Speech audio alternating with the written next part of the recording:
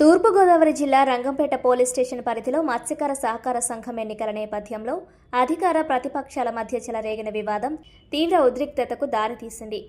ఈ నెల 29వ తేదీన జరగనున్న మత్స్యకార సహకార సంఘం ఎన్నికల వేళ తెలుగుదేశం పార్టీకి అనుకూలంగా ఉన్న 2 ఓటర్లను వైకాపా నాయకులు అపహరించారని బాధితుల కుటుంబ సభ్యులు పోలీసులకు ఫిర్యాదు చేశారు. ఈ ఫిర్యాదుపై విచారణకు వెళ్లిన పోలీసులు దొడ్డిగుంట గ్రామానికి చెందిన ఎంపీటీసీ సభ్యురాలు మడికి వీరలక్ష్మి భర్త లాజరును కొట్టారని వైకాపా ఆరోపించింది. తమ నాయకుడిపై పోలీసుల దాడిని నిరసిస్తూ మాజీ ఎమ్మెల్యేలు, మంత్రులు భారీ ఎత్తున పోలీస్ స్టేషన్ వద్దకు చేరుకున్నారు. రాజానగరం మాజీ ఎమ్మెల్యే జక్కంపూడి రాజా సీఐ సుమంత్పై తీవ్ర స్థాయిలో విరుచుకుపడ్డారు. పోలీసులు ఏకపక్షంగా వ్యవహరిస్తున్నారని ఆరోపిస్తూ ప్రభుత్వం పోలీసులకు వ్యతిరేకంగా నినాదాలు చేశారు. మరోవైపు ఓటర్లను కిడ్నాప్ చేసిన వైకాపా నాయకులను వెంటనే అరెస్టు చేయాలని డిమాండ్ చేస్తూ తెలుగుదేశం నేతలు రంగంలోకి దిగారు.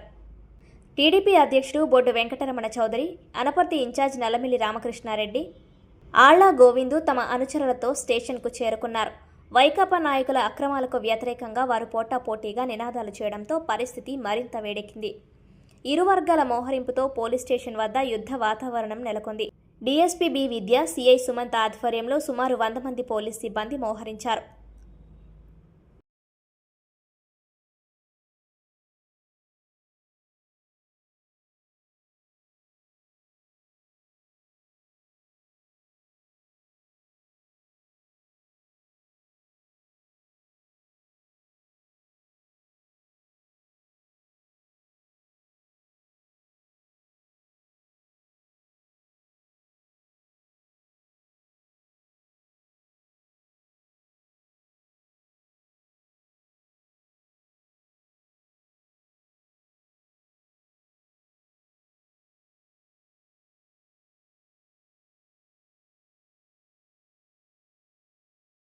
సోషల్ మీడియాలో మీరందరూ కూడా వీక్షించుంటారు.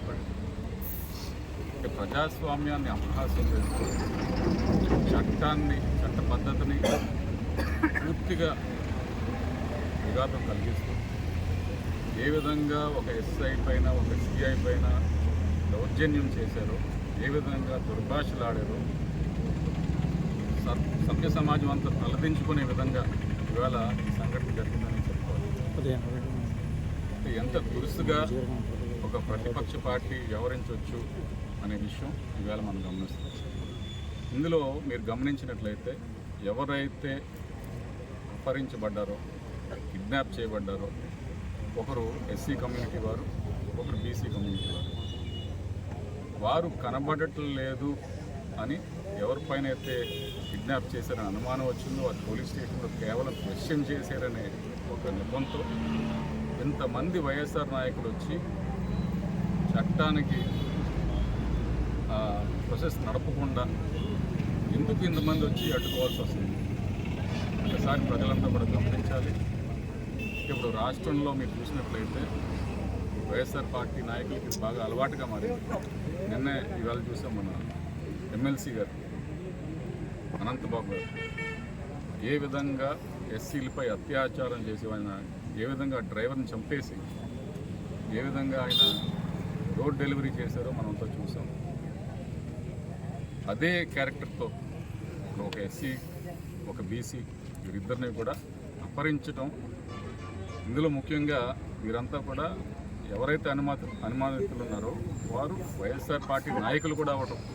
ఒకరు మాజీ జడ్పీటీ, మాజీ వేపకాయల రాంబాబు, అలాగే అడబాల వెంకటేశ్వర వీళ్ళని ప్రశ్నించారని చెప్పి వైఎస్ఆర్ పార్టీ పెద్ద నాయకులంతా వచ్చి ఇక్కడ దిగవాలను. దయచేసి ఒకసారి కిడ్నాప్ చేశారని మేము భావిస్తున్నాము.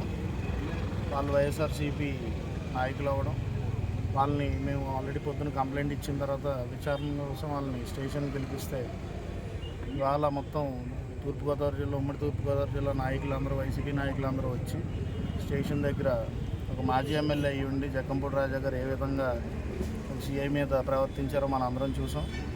ఒకసారి ప్రజలందరూ కూడా దీన్ని గమనించాలి. మేము చేసే డిమాండ్ ఒకటే, ఎవరైతే ఓటర్స్ అపహరించబడ్డారని మేము కంప్లైంట్ ఇచ్చామో వాళ్ళని తిరిగి డిపార్ట్మెంట్ మాకు అప్పచెప్పాల్సిందిగా కోరుకుంటున్నాం. అదేవిధంగా మాకు డిపార్ట్మెంట్ పైన